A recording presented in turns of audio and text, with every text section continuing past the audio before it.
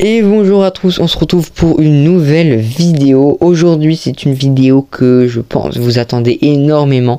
J'avais déjà fait ce genre de vidéo, donc c'est un top 10 des meilleures joueuses de foot de rue. Je l'avais déjà fait il y a quelques mois. Et là cette fois-ci c'est pas les joueuses mais les joueurs, donc top 10 des meilleurs joueurs de foot de rue. Voilà, je vais vous faire un petit classement, évidemment dites-moi en commentaire si vous êtes d'accord, votre classement, voilà, dites-moi tout en commentaire, sauf que je vous ai menti, c'est pas un top 10 mais plutôt un top 15, il y aura 5 joueurs en plus, parce que c'est trop dur, donc j'étais obligé de les mettre. Donc j'ai fait un top 15 au lieu d'un top 10. Mais bon, ça ne change rien au concept. Et puis sinon, avant, n'hésitez pas de liker, de vous abonner. Ça serait cool ça serait cool pour tout le boulot que j'ai fait. Et puis je vous mets la petite question du jour. Et ensuite, on commence le top 10. Enfin, plutôt 15. C'est parti. Alors, pour ceux qui n'ont pas vu évidemment la vidéo des top 10 des joueuses, n'hésitez pas à aller la voir. Mais cette fois-ci, c'est pour les joueurs. On commence à la 15e et dernière position, Malik. Malik qui est un joueur de foot de rue dans la saison 4. Voilà, donc il est tout récent et du coup c'est un gardien de but, c'est aussi le capitaine de l'équipe des Bulldozers. Alors du coup Malik, je le mets en dernière position parce que de base c'est un gardien. Alors déjà c'est le meilleur gardien de tout foot de rue je pense. Le mec il a pris presque aucun but et pour lui mettre des buts il faut faire un chantage comme l'a fait Monsieur Golmiti. Mais sinon ce mec il est trop fort.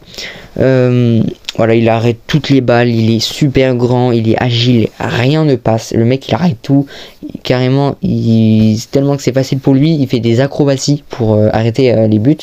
Et puis aussi, le mec il joue sur le terrain.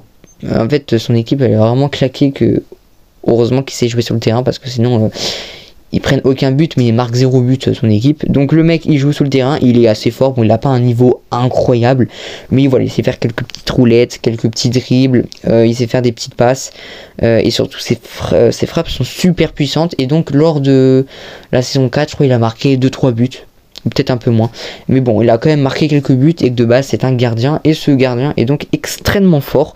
Je le mets en 15e position parce que c'est un gardien et ceux qui sont après sont large meilleurs, mais 15e place Malik.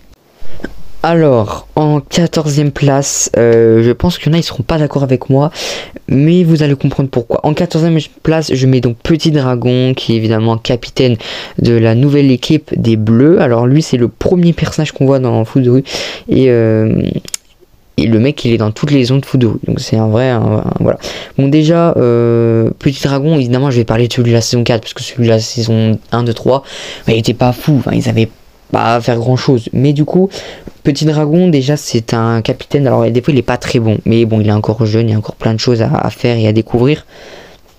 Mais du coup voilà, Petit Dragon il a encore plein d'avenir devant lui et déjà il a un très bon niveau, donc il reste d'être encore plus fort à l'avenir. Et voilà, donc c'est un bon capitaine, enfin ça dépend, mais sinon sur le terrain il est bon parce que du coup il est quand même très agile, il est super rapide. Sa taille ça peut être un inconvénient pour faire des têtes, pour rattraper des balles ou contre des quand il fait un contre des joueurs, mais ça peut être aussi un avantage de jouer au rater ou il peut passer sous les jambes des gens, enfin bref il peut faire des petits trucs. Et puis sinon c'est un bon dribbleur et surtout il est très collectif avec il fait énormément confiance à ses coéquipiers. Voilà, il joue beaucoup en passe et tout, il fait des petites stratégies, même si des fois les émotions lui rattrapent, c'est quand même un bon joueur et je pense que dans la saison 5 il va avoir un niveau vraiment incroyable. Et voilà, et en plus c'est lui qui a mis le but pour la qualification pour la Coupe du Monde pour les Bleus, donc c'est magnifique. Voilà, ce joueur est exceptionnel. Alors en 13e place, peut-être que vous le connaissez pas, je ne sais pas. En 13e place c'est Akira qui est le capitaine de l'équipe des Manga Tokyo dans la saison 3 de foot de rue. Du coup c'est un japonais, voilà. Alors dans le top des filles j'avais mis Atsuko qui est une coéquipière de son équipe, et cette fois c'est Akira qui est pour moi le meilleur joueur de l'équipe, enfin après Atsuko, mais genre en joueur garçon. Akira il est très très fort, du coup bon le mec on le voit pas beaucoup sur le terrain, c'est pas un buteur incroyable mais en fait il est très collectif et en fait le mec il fait des frappes. Enfin, il fait des. Enfin, c'est un peu comme un Modric. Je sais pas si vous voyez. Il fait vraiment des super bonnes passes. Il crée des actions incroyables. Et surtout, ce qui est vraiment incroyable, c'est que le mec, il peut faire des tourbillons. Genre, il tourbillonne sur lui-même. Il tourne ultra vite. Et il arrive avec ça, à donner la balle, à faire une passe. Et du coup, personne ne sait où il va faire la passe. Puisqu'il tourne. Et ça, c'est incroyable. Et aussi, sa technique secrète, c'est genre, il joue mais en arrière, c'est à dire qu'au lieu de courir à l'avant, il court derrière avec la balle. Je sais pas comment il fait, mais il arrive à courir avec une balle en arrière. Enfin bref, c'est un joueur assez technique, voilà, il sait faire des petits dribbles, des petits freestyle et tout, mais il est pas extrêmement fort non plus, mais il a de la technique assez impressionnante. Alors, on enchaîne avec la 12e position, Assad, encore une fois, un nouveau joueur de la saison 4 qui fait partie des Bleus. C'est un des nouveaux personnages les plus aimés de la saison 4, je pense, dites-moi en commentaire, mais en tout cas, moi je le kiffe. Bon, je le mets avant tout le monde parce que pour moi, Assad, il est complet, il sait jouer dans tous les domaines, que ce soit la tête, le pied, les dribbles, il sait tout faire. C'est le meilleur buteur des Bleus, je crois, le meilleur buteur de la saison 4 peut-être. Et puis voilà, il est super rapide, c'est le plus rapide de foot de rue, enfin de la saison 4 de foot de rue, enfin de l'équipe des Bleus, parce que je sais même pas si c'est le plus rapide, mais genre Assad c'est le plus rapide, il est technique, c'est le meilleur buteur, il met des frappes incroyables, il est collectif, il est incroyable. Alors pour la suite, ça va être Tech. Alors en fait, je suis obligé de prendre un des deux jumeaux parce que je peux pas prendre les deux parce que c'est un tournoi des meilleurs joueurs. Donc je peux pas prendre Techno les deux en même temps. Donc j'ai choisi de prendre Tech parce que dans le foot de rue, on dit que Tech est meilleur que No. Et aussi parce que Tech, lui, il a été pris à l'Olympique et No, lui, n'a pas été pris. Donc je pense que Tech a un niveau au-dessus. Évidemment, bon... En Tech, quand ils sont tout seuls, c'est des joueurs banals, ils sont assez rapides, ils ont de la technique, ils font des bonnes passes, ils ont des bons tirs, ils sont super forts, mais évidemment qu'ils sont meilleurs à deux, ils font des bottes secrètes, ils sont juste incroyables. Mais pour moi, quand même, Tech tout seul, il est quand même super fort et bat Assad et tous les autres derrière, mais après, ça reste un joueur assez classique parce que je pense qu'il faut son jumeau pour qu'ils aient un niveau incroyable. Tout seul, c'est des niveaux, enfin ils ont un niveau normal. Oui, du coup j'ai oublié de le dire, mais Tech est donc 11e. Alors en 10e position, donc là on rentre officiellement dans le top 10. 10e c'est Paolo, le capitaine des Skyrunners, c'est une équipe de freestyle, l'ancienne équipe de Jérémy. Le mec il est trop balèze, vraiment, il est ultra rapide, il fait des saltos dans les airs, il fait des figures.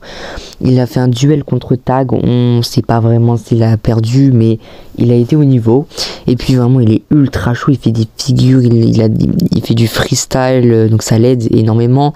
Il fait, enfin vraiment c'est Neymar mais en version trop cheatée, enfin vraiment je vous mets des clips de toute façon, mais vraiment ce joueur il est trop fort.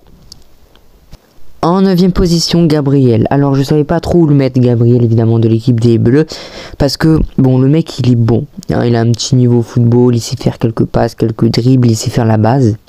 Mais ce qui est, en fait je l'ai mis ici parce que bon, c'est quand même un pilier de l'équipe des Bleus, et en fait c'est celui qui cherche les informations sur les autres équipes, c'est celui qui fait les compos, enfin bref, tu vois, c'est celui-là qui prend toutes les informations, qui gère un peu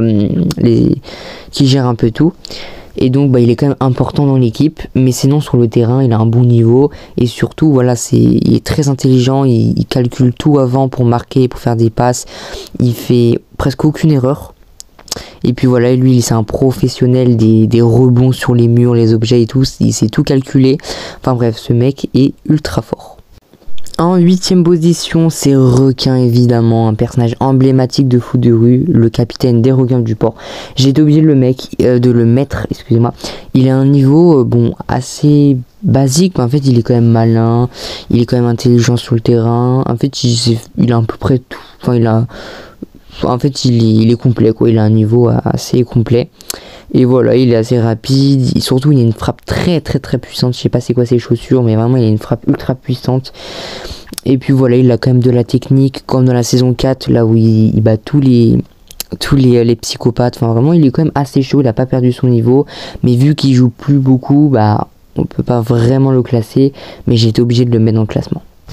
En 7ème position, c'est évidemment Ben, un personnage devenu gentil, le capitaine de l'équipe des fantômes de la cité, un joueur que j'adore, vraiment c'est un personnage que j'adore, surtout quand il redevient gentil et tout, voilà. Donc c'est un très très bon joueur, du coup voilà, il est quand même rapide, il est complet, il a un bon niveau, il est très technique, hein, il fait des très bons dribbles et tout, et surtout bon, il est très physique, il joue vraiment avec les mains, avec les pieds, avec les nerfs aussi. Mais bon, après ça fait partie du personnage, et dans le foot de rue on a le droit de tout faire, donc bon, il a le tout. Le mec il est quand même très physique, mais bon, on a le droit dans le foot de rue, et voilà, le personnage est ultra fort. Après c'est vrai, quand il est méchant il fait des dingueries dans le dessin animé, des fois il casse des voitures, il embête les habitants, enfin ça part très très loin, mais après sur le terrain c'est un très bon joueur, et quand il redevient gentil là à la fin, il joue avec les bleus, c'est incroyable de le revoir jouer comme ça avec les bleus, c'est incroyable. En 6ème position, Zanguezinho, le capitaine des Meninos du Brésil, le meilleur joueur, le meilleur buteur de tout Rio, du Brésil entier. Il est adoré par tous les habitants du Brésil. Le mec il est ultra chaud, bon pareil, hein, je dis à peu près la même chose, mais bon, ils ont à peu près le même niveau. Il est complet, il est rapide, il fait des très bons dribbles, des dribbles à la brésilienne, à la Neymar avec des jongles. Enfin bref, il fait vraiment il est très bon en technique, et surtout il a une grande détente, genre il arrive à sauter haut dans les airs, à faire des figures à la foot de rue extrême, donc ouais, il est très très bon. Puis après c'est un très bon buteur, il met des frappes incroyables, il met des beaux buts, donc c'est un très très bon joueur. En 5ème position, ça commence à devenir du lourd, hein. Vraiment les 5 prochains là, enfin les 5 les derniers, ils sont ultra chauds. On commence avec Omar, qui est le cousin de la classe et qui joue dans l'équipe des Lions d'Afrique. Alors on l'a pas beaucoup vu, on le voit au début. C'est un joueur qui est pas mal oublié, et je pense que vous êtes choqués qu'il soit là, mais Omar il est ultra chaud. Le mec il sait tout faire, il sait attaquer, il sait défendre, il fait même milieu, il sait absolument tout faire.